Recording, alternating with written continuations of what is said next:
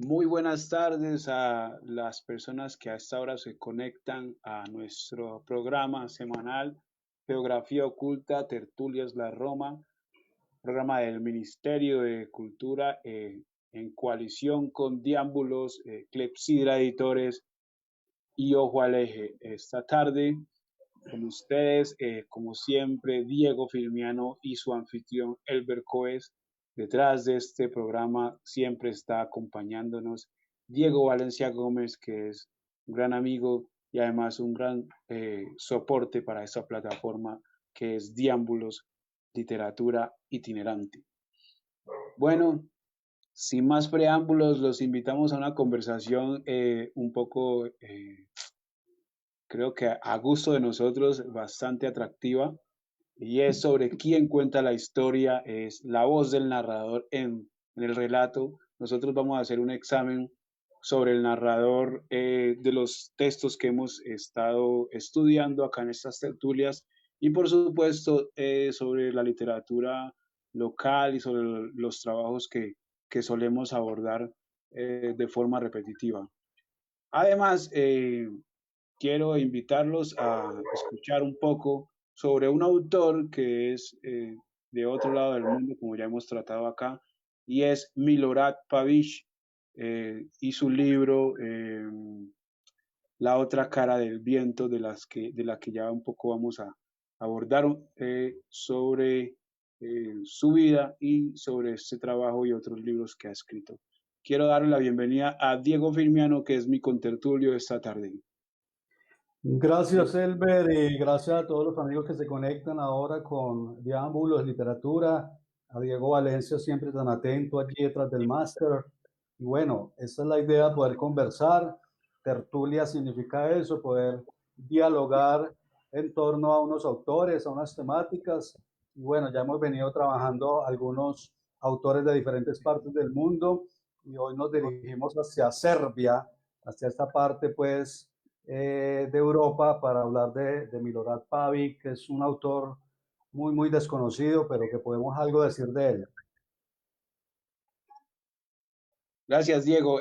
Bueno, empecemos diciendo, como tú lo acabas de anticipar, que Milorad Pavic es un serbio, es un escritor es un literato de pura cepa, ¿no? Un literato de generaciones de escritores. Se dice que prácticamente sus antepasados escribieron desde el siglo XVII y este escritor nació en lo que era la antigua Yugoslavia en 1929, un día como mañana. O sea, mañana está cumpliendo aniversario de nacimiento y murió un 30 de noviembre de 2009.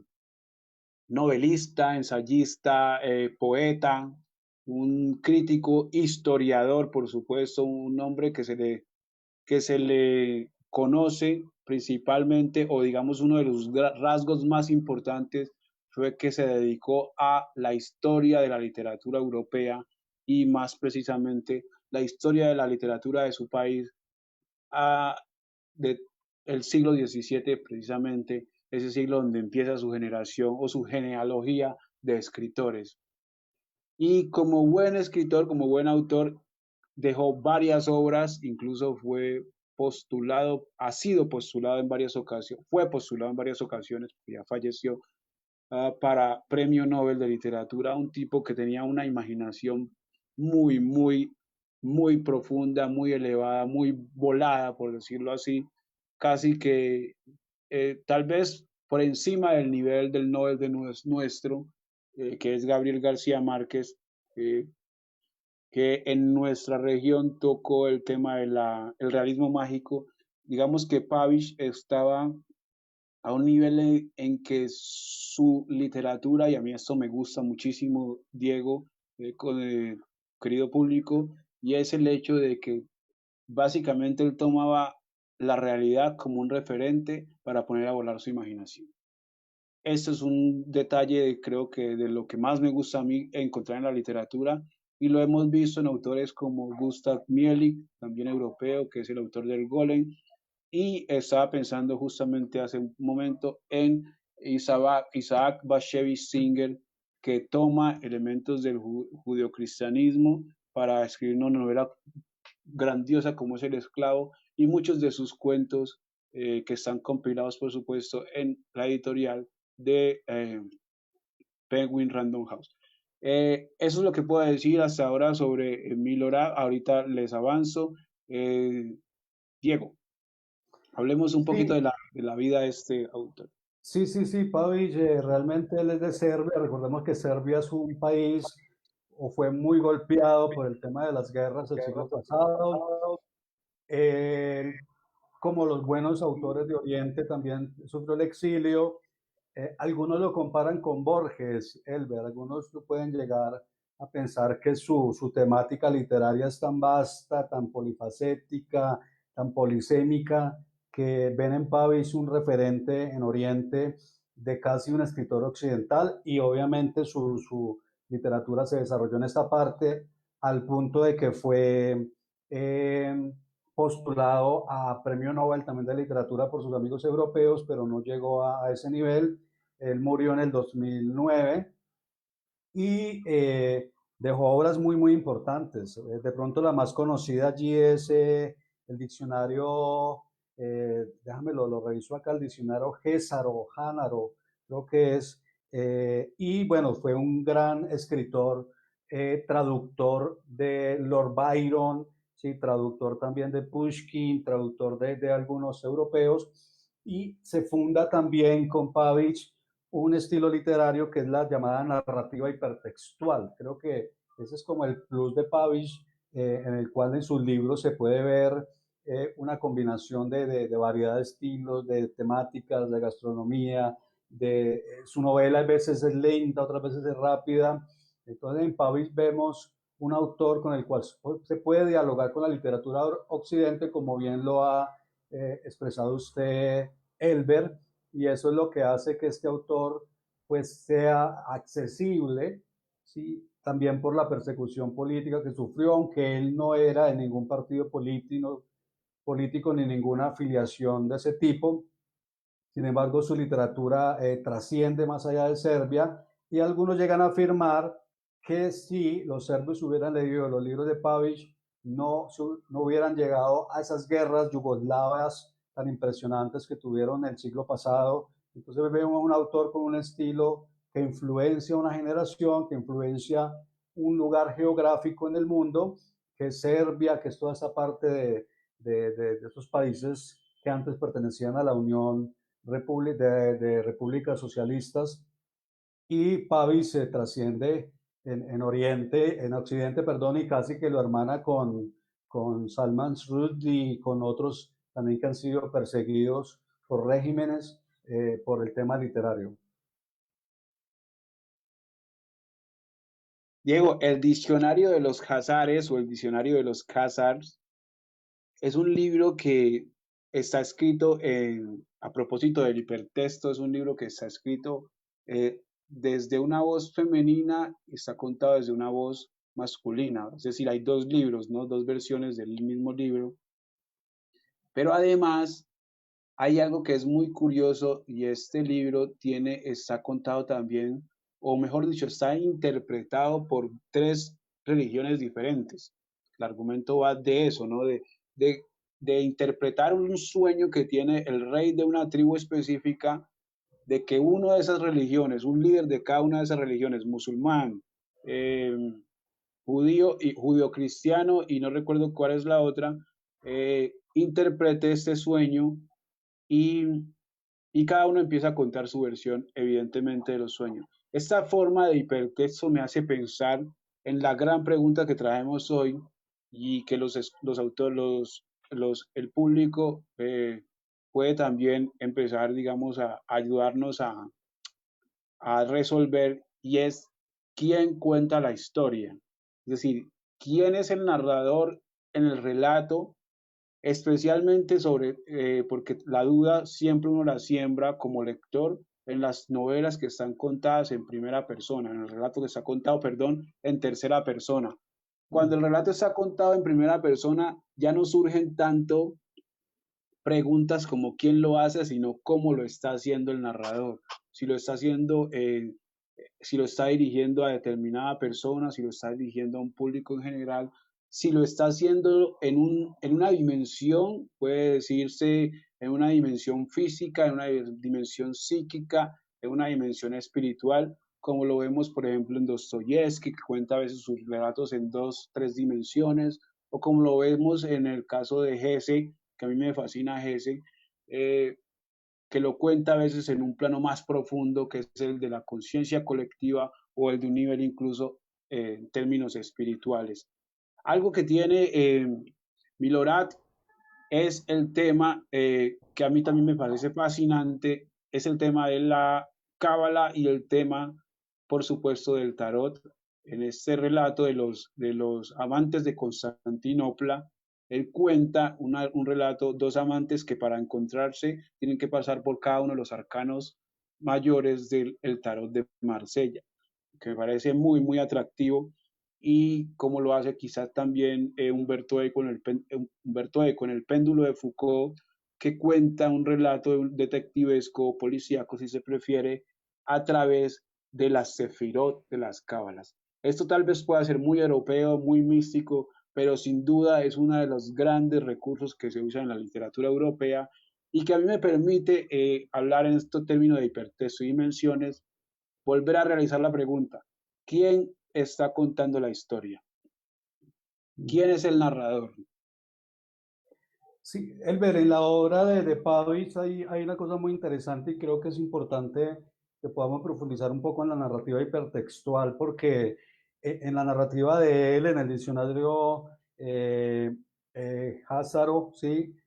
Podemos ver que es casi una escritura tipo rizoma o tipo afluente, como cuando un río, pongamos el río es un autor, pero en algún momento se bifurca en otros pequeños ríos y eso es la narrativa hipertextual, pero siempre hay un autor que va por todas esas líneas tratando de bifurcarse y luego de repente regresar a una misma línea, pero siempre en la narrativa de Pavich vamos a ver de que no hay finales cerrados, ¿no? Siempre son finales abiertos y la obra de él en cierta forma nos recuerda la escritura de Cortázar, por ejemplo, en Rayuela, ¿sí? O Jardín de los Senderos que se bifurcan de lo que es Borges, nos recuerda algunas novelas de Pérez y de otros personajes que trabajan ese aspecto de explayarse en una serie de estilos, en una serie de personajes, en una serie de escenas, en una serie incluso de voces también,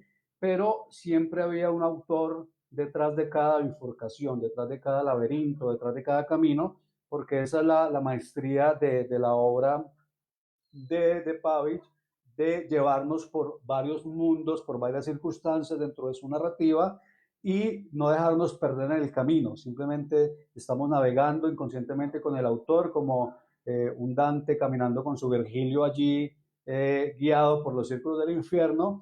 Y en la narrativa entonces de Pavich vemos que siempre hay un hilo conductor, una voz en primera, tercera persona. Eso depende de la novela porque el diccionario Házaro es una de las muchas novelas que fueron traducidas en España por Anagrama o por otras editoriales. Diego, bueno, ahora la gran pregunta mía y continúo y te agradezco mucho que profundices sobre el tema del hipertexto y es este tema. Nosotros estudiamos acá en Tertulia La Roma, venimos estudiando desde Peter Esterházy los verbos auxiliares del corazón. Estudiamos a Lino Novas Calvo con el negrero y a Angusola y los cuchillos. Para ir despacio, vamos, eh, ¿quién narra acá la historia? Digamos, en el negrero, ¿quién es el que está contando la historia?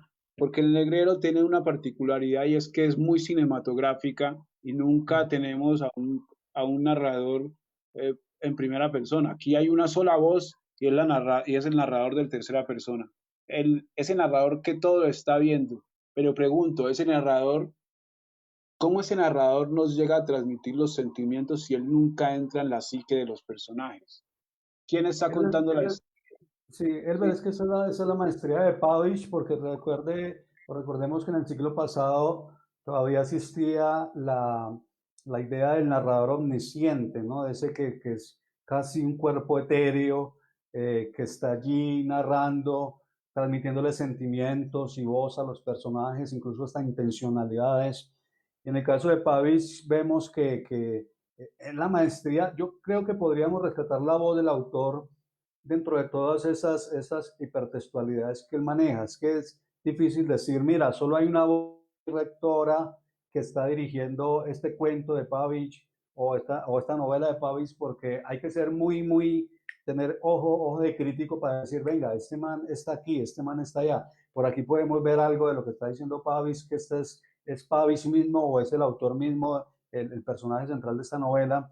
Entonces se nos escapa un poco y ahí los juegos hipertextuales que tanto gustan de Pavich y que por eso Anagrama le decidió apostar a alguna de sus novelas.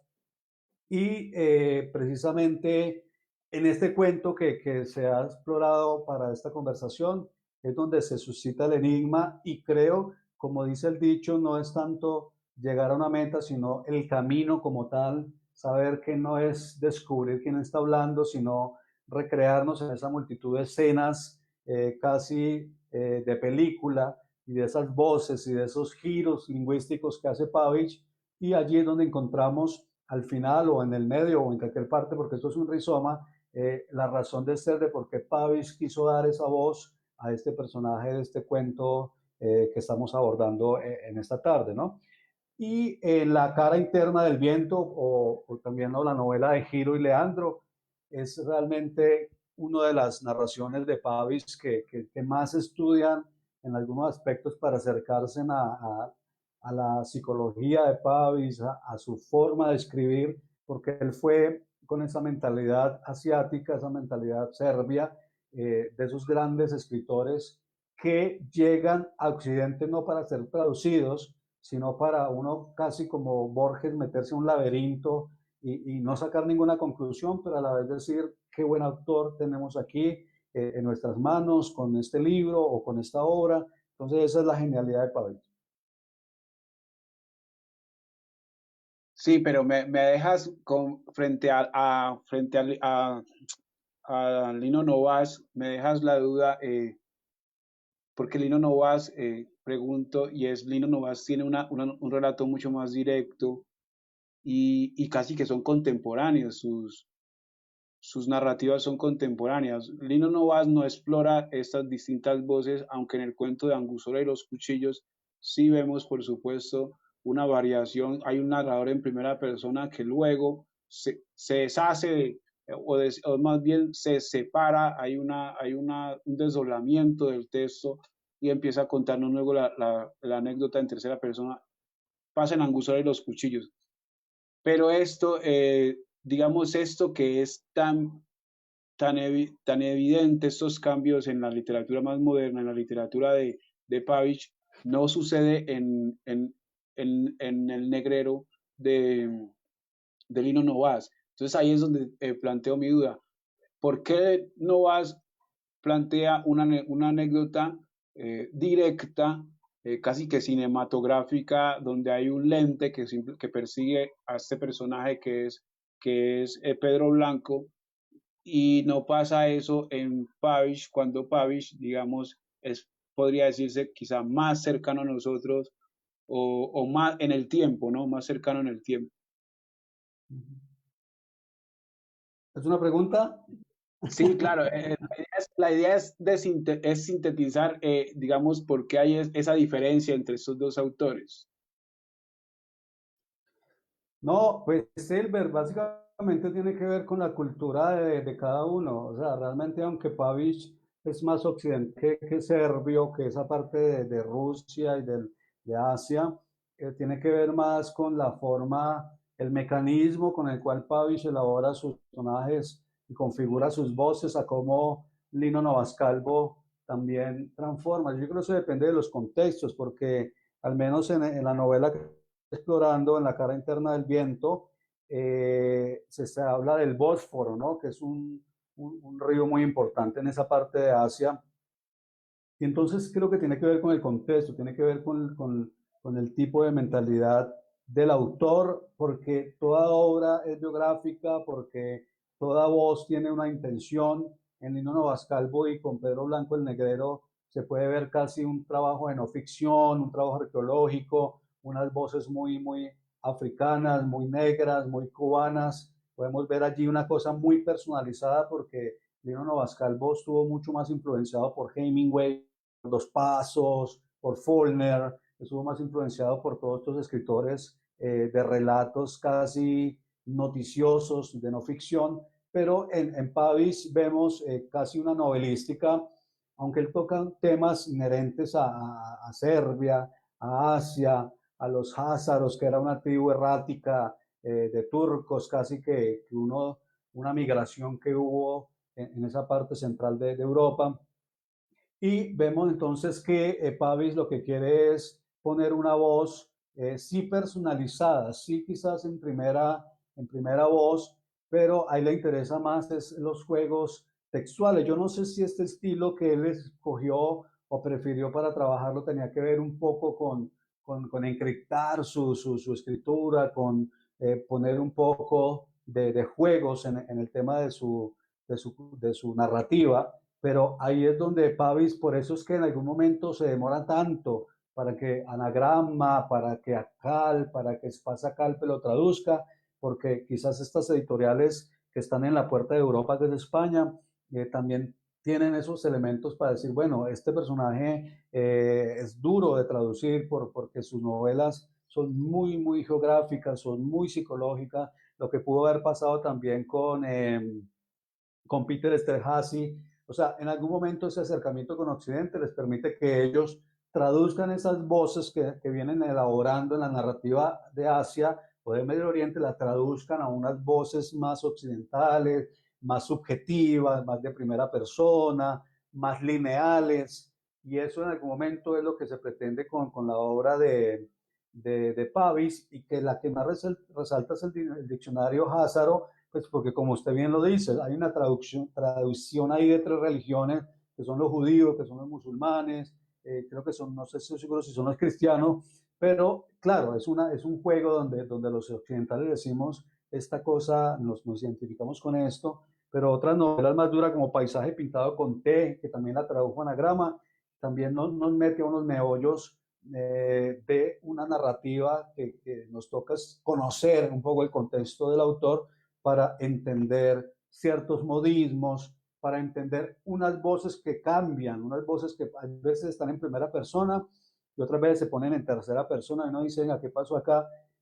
Es la forma básicamente de cómo nosotros leemos a Pavich, es la que nos permite acceder al todo de su narrativa. No toda su obra ha sido traducida. Creo que un pecado imperdonable es que no nos traigan los ensayos que tiene él, que todavía no han sido traducidos. Están en el inglés, me parece, pero no están todavía en español.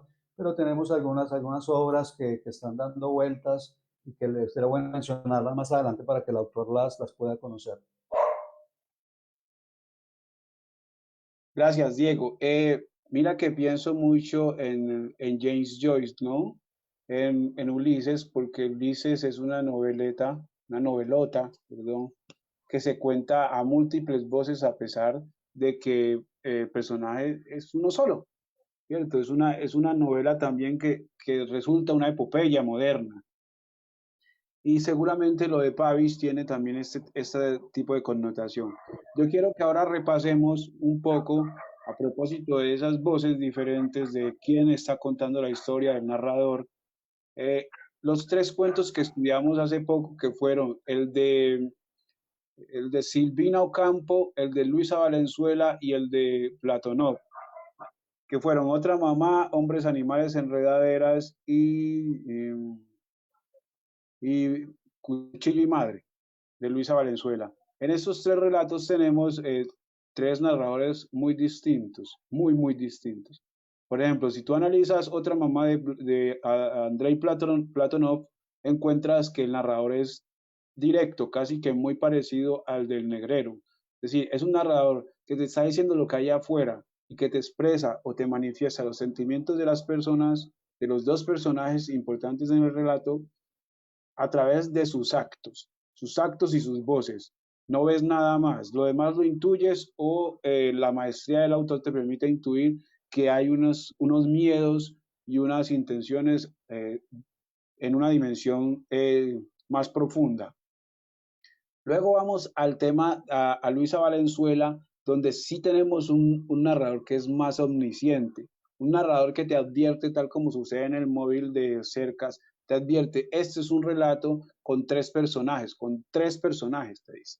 Uno es una nena de 5 años, 5 o 6 años, y la madre, ¿sí? Ese narrador omnisciente te está diciendo, y hay un tercer personaje que puede ser el villano, que es un cuchillo que está en la alacena. O sea, que ese narrador te diga luego, la nena está pensando en cómo cortar el vínculo con la madre, hay una forma de invasión a la mente de esta niña, ¿sí? De este personaje.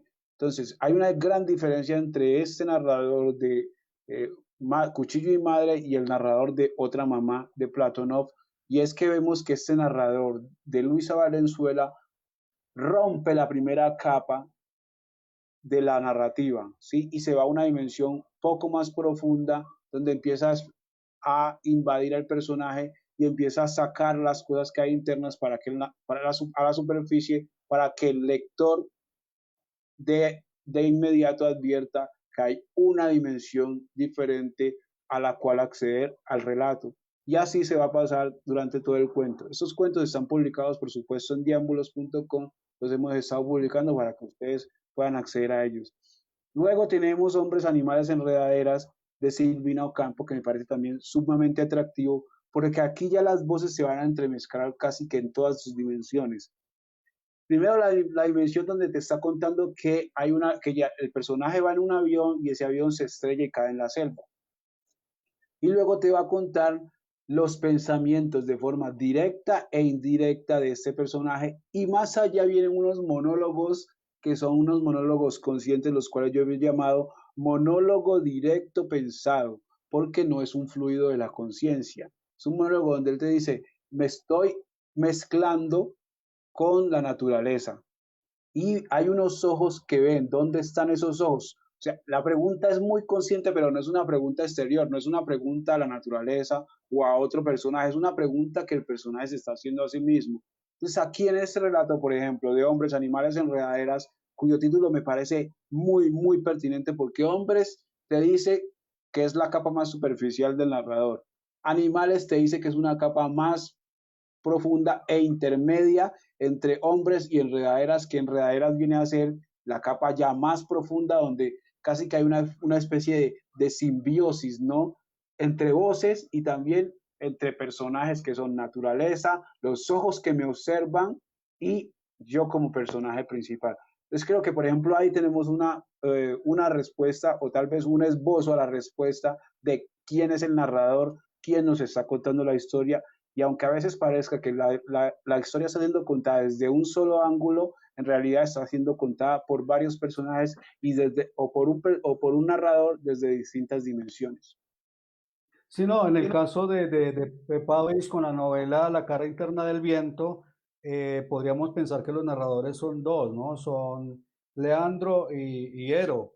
Sí, por ejemplo, aquí me pareció algo interesante que dice, entre las múltiples razones para acercarse a La cara interna del viento, la novela de Giro y Leandro de Pavich, considerado el Borges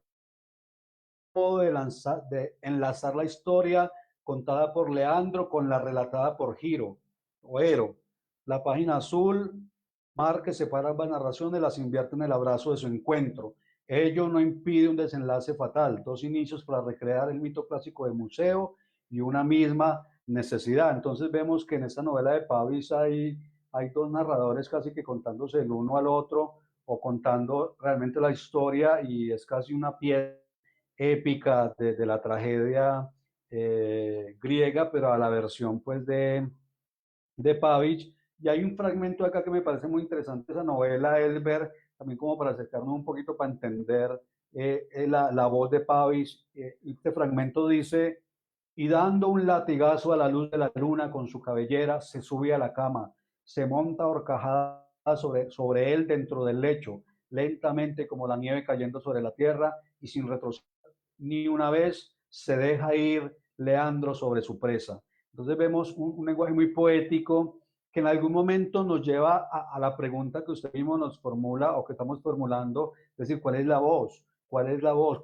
En qué tiempo está este hombre narrando? Pero vemos ahí por el lenguaje poético que a veces se nos confunde un poco, pero vemos a Leandro Hiero allí conversando, narrando, en algún momento suponiendo algunos aspectos del personaje, frente total a lo de Silvina Ocampo, a lo de Estela o a lo de Platonov, que estamos viendo unos escritores con unos elementos universales, el cuchillo de la madre, la fuerza, el poder y todo esto, y que tiene que ver con la forma de narrar según el contexto y la mentalidad de la época, y en el cual se hacen identificables unas voces. Yo creo que en Silvina Ocampo me parece interesante el asunto de que casi su obra narrativa tiene que ver mucho con su relación de ella con la mamá también, con la relación con la familia, con la hermana Victoria Ocampo y con otros personajes también de su momento.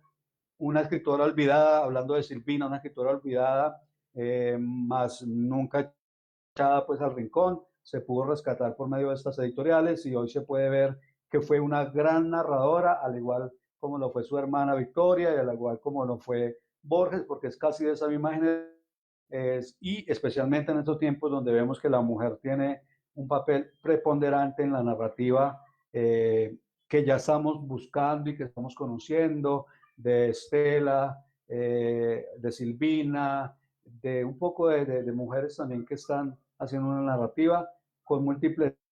Podría decir, Elber, que Pavich nos adelanta un poco a la literatura posmoderna, esa literatura con esos matices donde quizás hay veces se mezcla el collage, hay veces se mezcla el cubismo, hay veces se mezcla esos estilos parecen confusos pero no lo son, simplemente es como meterse uno en la psicología del lector o del escritor, entonces en algún momento se vuelve él un poco visionario con ese aspecto. Sabemos que el escritor no tiene tiempo, ni espacio, ni lugar en cuanto a su escritura, porque lo que el escritor produce es de corte universal y por lo tanto podemos ver en él algunos visos de lo que podemos ver hoy en día en otros escritores modernos que trabajan la temática de la narrativa de tragedia, de la narrativa de psicológica, de la narrativa de vivencias, incluso hasta la narrativa urbana también.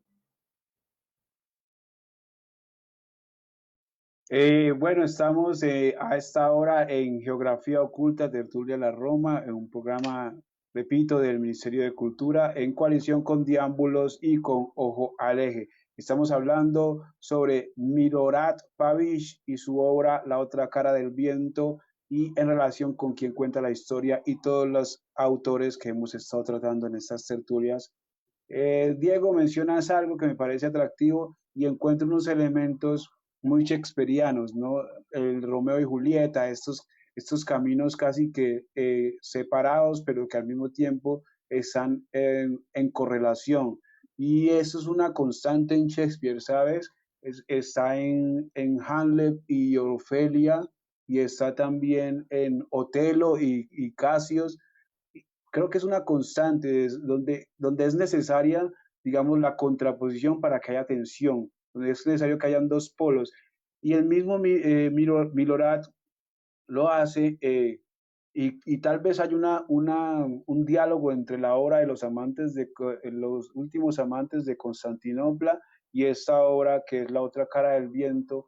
No sé si encuentras la relación, me la aclaras o me sacas de la duda, porque los amantes de Constantinopla también son dos amantes que se separan y que están buscando la forma de encontrarse a través, como te mencioné, de estos arcanos mayores del tarot.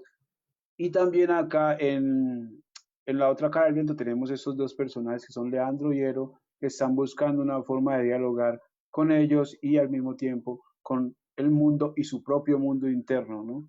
Y me haces pensar también un poco sobre Peter Esterházy con los verbos auxiliares del corazón, que es una novela difícil de leer, incluso el mismo John Jairo dice, Es una novela que lees rápido, pero que es difícil de leer en el sentido, la lees rápido por su ritmo, pero la lees con dificultad precisamente por su estructura, por su estructura formal, porque aunque sabes que es un tema sencillo como es el de la muerte y el duelo, el del dolor por el duelo, también la forma en que está contada casi que es sobre impresiones, a lo Faulkner, a lo James Joyce, impresiones como las que tú dices que usan las voces de Leandro Hiero en este relato de Pavich.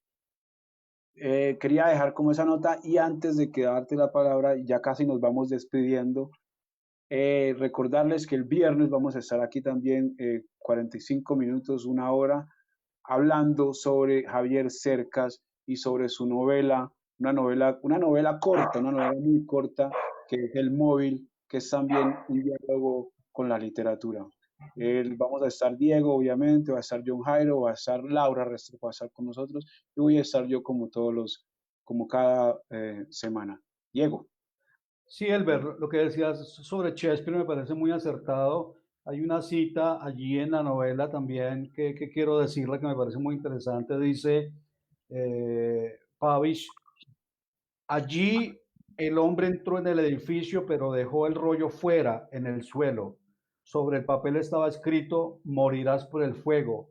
Y bajo estas palabras había una fecha, 22 de abril de 1739. Entonces vemos allí unos elementos que crean tensión, una cosa muy parecida a lo Shakespeare, una cosa de la inquina, de la trama, de qué va a pasar, del ser o no ser. Entonces, y una cosa interesante que rescaté acá dice, la novela, esta novela de Leandro Hiero, es una recreación del mito de Hiro y Leandro y es un juego espacio-temporal en el que se debaten lo masculino, lo femenino y lo común. ¿Qué es lo común? La muerte.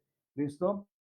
Entonces acá dice, el mito de Leandro Hiero aumentará el aprecio por esta novela, pues los que están metidos en el tema de los mitos griegos o de los mitos occidentales, esta novela tiene mucho de esto y eso es lo que nos va a llevar a acercarnos a Pavich. Y dice acá, y al mismo tiempo podrán gozar, gracias al conocimiento adquirido de las muchas citas y referencias a la leyenda que Pavich entrega en este libro y que se incrusta en autores de mucha predilección, sobre todo de Shakespeare, y justamente lo que decía Selber, entonces creo que estamos en la misma línea. Podría de pronto para finalizar, como para que la gente que nos está escuchando alguna vez los puede buscar o en la Biblioteca Pública Ramón Correa Mejía, en la República, en la Biblioteca Andrés Caicedo, donde quiera que estén, busquen algún libro de Pavich, al menos como los más conocidos, el diccionario Házaro, que lo publicó Anagrama en el 89, País pintado con T, que lo publicó también Anagrama en el 91. La cara interna del viento fue publicado por Espasa Calpe de España en el 93. El último amor en Constantinopla, el que mencionabas, lo imprimió a Cal en el año 2000. Siete pecados capitales, Sexto Púnica, también en el 2007 lo publicó Sexto Piso. Y Segundo Cuerpo, Sexto Piso también la publicó recién en el 2011. Son las novelas más conocidas, hay otras que no han sido traducidas, los ensayos, incluso algunas piezas teatrales, entonces creo que hay un autor todavía por descubrir y ojalá podamos acercarnos a este autor que para algunos todavía no era muy conocido, Milorad Pavich, serbio, occidentalizado y bueno, traducido a grama, acá les pasa Calpe y Sexto Piso. Diego, muchas gracias por esos datos muy pertinentes para los autores, para los oyentes, y me parece genial que estemos en la misma línea porque muchos pensarán que nosotros cuadramos el programa, pero en realidad lo que hacemos es leer cada uno por separado y hacer nuestras propias reflexiones, y acá venimos justamente a tertuliar porque se trata de eso, ¿no? De tertuliar y no venir con un guión acartonado. Nosotros aquí también vamos sacando cosas y vamos aprendiendo.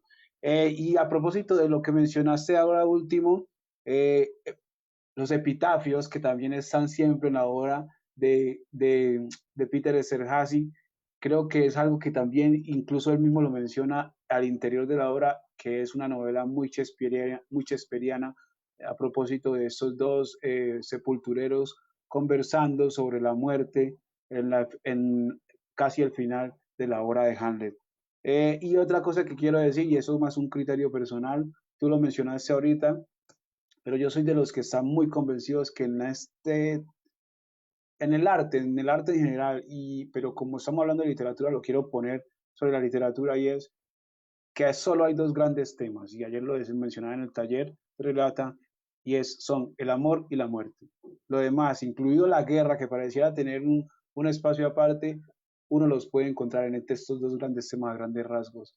Y creo que Shakespeare, Pavich, Lino Novas y esos autores que hemos mencionado, Peter Esterhazy, lo saben muy bien y ahí es donde se mueven, entre el amor y la muerte. Sí, Eros y Tánatos, que era esos conceptos que Freud le dio lustro, brillo, porque realmente siempre han existido. El amor y la muerte son las potencias humanas o las motivaciones o las decepciones o las desesperanzas en las cuales el ser humano se debate en toda la humanidad y por eso es que existe el arte, ¿no? El arte existe porque la vida no basta, ¿sí? Porque incluso las reflexiones de Don Miguel de Unamuno, de pensar en la inmortalidad por medio de la escritura, por medio de la literatura, lo mismo que lo veían esos grandes autores ingleses, la poesía eterna. Entonces, el amor y la muerte son las realidades del ser humano. Como dijo Maeterlinck, no hay realidad más verdadera que la que existe entre una cuna y una tumba, y esa es la motivación, y los escritores todos van a girar de generación en generación sobre estos temas, partiendo desde las Mil y una Noche, partiendo desde la Odisea de Homero, la Iliada, y muchas obras más de la literatura universal tienen siempre esos lugares comunes: la muerte, el amor, las pasiones, los odios. Shakespeare fue un gran explorador de estas pasiones humanas. Algunos dudan si existió Shakespeare, algunos dudan si existió Homero, algunos dudan si existió Sócrates, algunos dudan si existió Jesucristo, pero lo importante es que cada uno, sean verdaderos o ficcionados, hablaron de esto y le dieron material a Platón, le dieron material a los evangelistas, le dieron material a los creadores de tragedias griegas, y sigue dando material. Y esto es la maravilla de Pavich y de Esterhazy, de Lino Novas Calvo y de Silvino Campo y de Platonov y de Javier Cercas también, el tema de lo que usted abordaba tan interesante con él, de la mirada, del encuentro con el otro. Entonces, estos son los grandes ejes sobre los cuales la narrativa va a girar, pero la maestría está en quién ve, quién habla, quién escucha, quién observa y quién escribe de otra manera las mismas verdades de todos los seres humanos. Bueno, dejamos sobre la mesa, Diego, y me gustaría que lo discutiéramos el viernes, o al menos tomáramos 10, 15 minutos para discutirlo, y es algo que tú acabas de mencionar, la reinterpretación de esas obras clásicas. ¿Cómo se han interpretado ahora en el arte y en el cine? Yo creo que esa es una de las evaluaciones que tenemos que hacer, porque por eso no mueren, por algo no mueren en esas obras, por algo se mantienen en el tiempo. Bueno, esto ha sido Tertulia de la Roma, Geografía Oculta. Hoy he estado conversando con Diego Firmiano, un tema muy interesante, la voz del narrador, la mirada del narrador, quién cuenta la historia a partir del autor Milorad Pavić Servio. Le agradezco muchísimo a Diego por esta hora tan grata de conversación, de tertulia, a Diego Valencia Gómez, que está ahí siempre soportando y que nos ayuda, y a ustedes, los usuarios que nos escuchan en un momento donde ya nadie está conectado a estas alturas a ver conversaciones y más conversaciones como tan elucubradas o aparentemente elucubradas como es el tema de la literatura, y literatura a veces un poquito lejana a la nuestra. Diego, me despido, muchas gracias.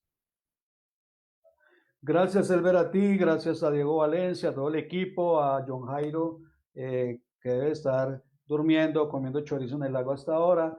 Pero gracias a todos los amigos que se conectaron, a Tertulia de la Roma, a Diámbulos, Ojo al Eje, y bueno, todo del Ministerio de Cultura. Así que muchas gracias. Nos vemos el viernes. Nos vemos el viernes. Saludos a todos.